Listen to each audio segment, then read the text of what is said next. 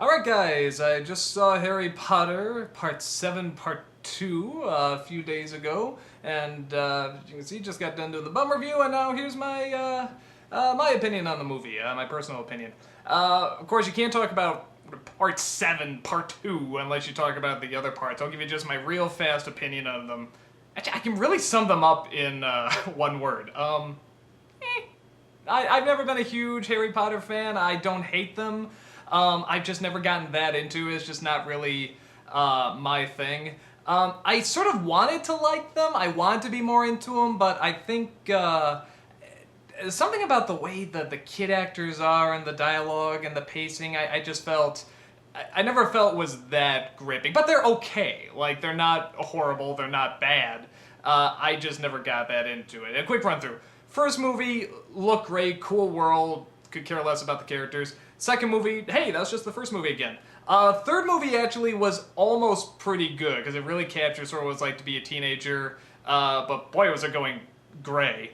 Fourth movie, I barely remember. Fifth movie, I barely remember, so just didn't leave that big an impact.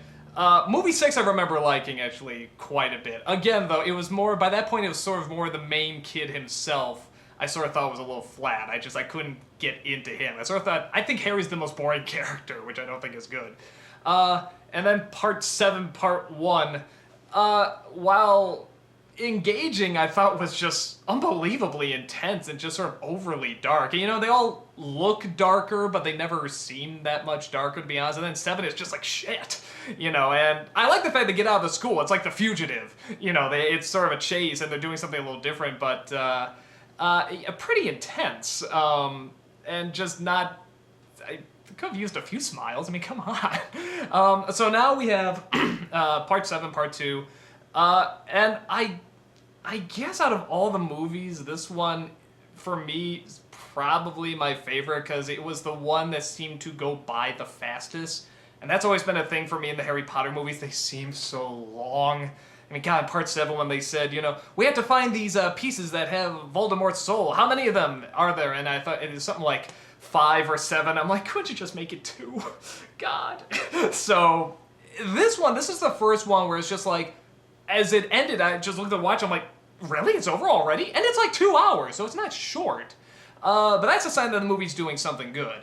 Now, the other thing about it is that it's called Harry Potter, The Deathly Hallows Part 2, when really it should have been called The Return of the King Part 2, because that's really what I saw this as. I mean, the fight scenes are like, scene for scene, it's like Return of the King. I mean, there's the giant trolls, there's a giant spider, there's people running through, it's the same colors, it's kind of the same location, it's just...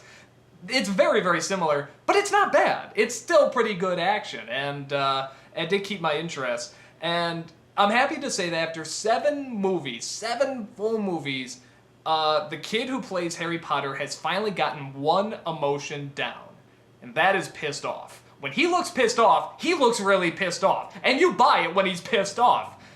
The only downside is that that's the only emotion he's got in this movie. Like, there's a scene where he dips his head in this magic toilet that shows him the past, and he sees all this stuff about this main character that just changes everything. I mean, it changes the way you look at everything. It's this huge, gripping story. It's actually much more interesting than the other movies.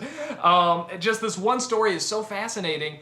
And what's the face he has? I mean, his whole past is changed now. What's the face he has? I'm pissed off. I'm still pissed off. I'm like, dude, a tear or something. I mean, look, destroy it. I mean, if I saw this shit, I'd be like, holy crap, my world's upside down. But the kid's better.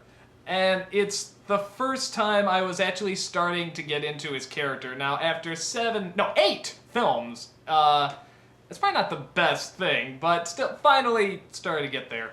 I do also think that the movie should not be called Harry Potter, they should be called Hermione, because she's doing, like, all the work, if you ever notice. Like, she's the smart one. She's the one kicking ass. She's the one that knows all the spells. She's the one getting him out of the situations. It's like, that...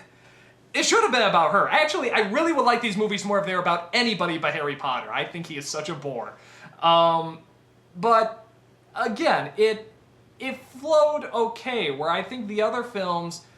a lot of the films are just sort of formulaic. You go to the school, you meet everybody again, hello, hello, you have the Quidditch match, you have the, ooh, something's going on that nobody should know about, so everybody knows about it. And then little whispers here and there, and ooh, we got a centimeter closer to figuring out what's going on.